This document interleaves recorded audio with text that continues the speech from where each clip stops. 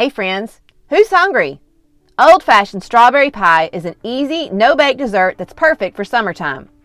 Okay, I know I said this is a no-bake dessert, but we do still need to pre-bake a pie crust. I'm pricking my pie crust with the tines of a fork to keep the crust from bubbling up during baking. I baked this crust at 450 degrees Fahrenheit for 10 minutes. Set the crust aside to cool completely while we make the filling.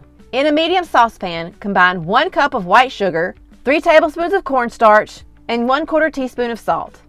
Add 1 cup of lemon-lime flavored soda, such as Sprite or 7-Up.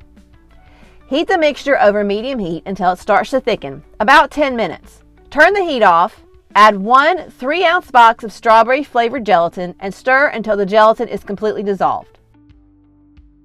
Then add about 3 cups of fresh strawberries that have been washed, hulled, and sliced. Pour the mixture into the cooled pie crust.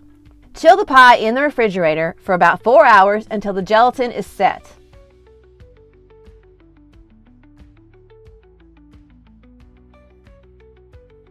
Looking for more recipes? Watch my next video and be sure to subscribe to my channel.